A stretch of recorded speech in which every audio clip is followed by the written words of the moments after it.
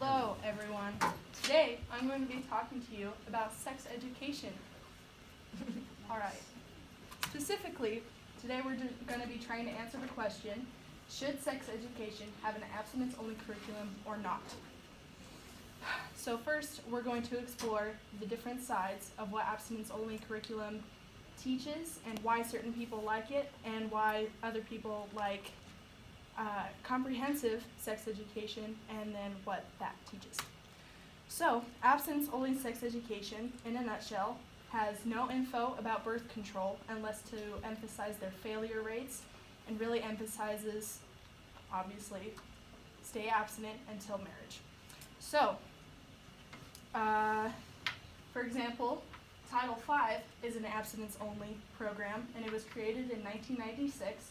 And here are just a couple of things that it teaches, such as a mutually faithful monogamous relationship is the expected standard of sexual activity, and that having children out of wedlock is likely to have harmful consequences to you, the child, and society.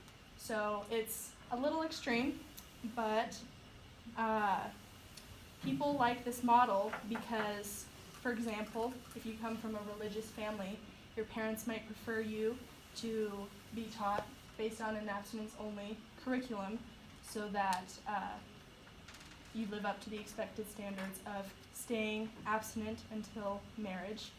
And also, if you're just not religious, some people like this model better because some parents are afraid that if teenagers have the information to have safe sex and to prevent STDs and not get pregnant, then they will go out and have sex, which studies have shown that that's not the case. And so a quote from one of my sources says that getting pregnant, we were told, was the worst possible thing that could ever happen to you, which that's one of the aspects of an abstinence-only program. So now, comprehensive sex education. I'm going to pass out some assignments/notes that kind of show you the basis of what a comprehensive sex education class teaches. So, comprehensive sex education teaches medically accurate, evidence-based information to teach students about how to have safer sex when they are, of course, ready to. And so, for example, they teach about contraception, all the different types of contraception, how they work and their effectiveness, and STDs and how to prevent them, how one contracts them, and what they cause, like what they can lead up to, their serious effects, and also how not to get them. And pregnancy, how a pregnancy is formed, the stages of pregnancy, and how not to get pregnant as well. And then healthy lifestyles such as eating healthy foods and exercising properly, and also healthy relationships. So, how do you teach teenagers to have a healthy relationship? Well,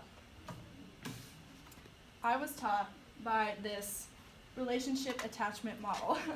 So, I know it's this cute little tiny guy, but we are going to chart, based on this relationship attachment model, we're going to chart Anna and Hans's relationship.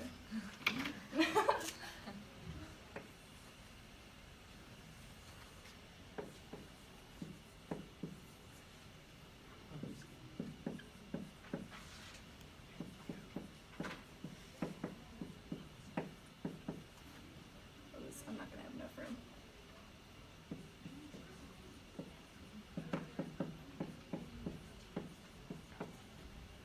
Did everyone see that up there? Your touch looks a little bit large. Oh, the projector is tricky. You know what, I'm just going to leave that alone, but that says touch. So, based on the relationship attachment model, this basically says that you should build a healthy relationship in this order by knowing the person first, then trusting them, and then relying on them, and then you commit to them, and then last, that's when you touch. So for Anna and Hans's relationship, from knowing them very little to knowing them a lot, how much do they know each other, you guys? Very little. So we're going to put the dot like right about here. Does that look right? Yeah? Okay. How much do they trust each other? Like so much. They trust each other a lot, right? They are in love. Okay. Do they rely on each other a lot? Yeah? Would you say so? How much do they rely on each other? He relies on her for something. I've never She seen relies on him heavily to watch over the town while she goes up in the mountains to see that elf. I know. She's like, here, just take care of my kingdom. Mm-hmm. She relies on him a lot. That's pretty high. Okay. Are they committed to each other? Like, are they just casually dating, or do they want to get married? They want to get married that day. They want to get married. They've only known each other for a day. Okay, so they're like fully committed to each other. Okay. How much have they touched? Have they kissed? How much have they touched? They danced, I They think. did dance. But I would say right about here, right? Does that look okay? It's Disney, okay? It should be down here. So, Sorry, I'm but allergic to does Frozen. this look like a healthy relationship? No. No, look how much they don't know each other. That's not a healthy relationship. So, now you know what a healthy relationship doesn't look like. We're going to leave that up there.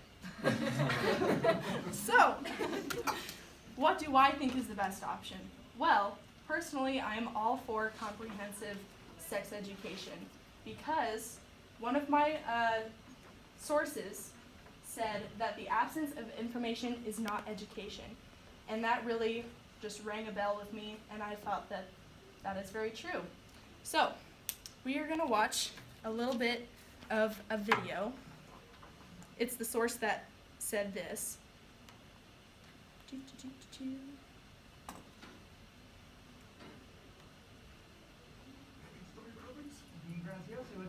Listen, everyone asks me, what do you think it's like to be around?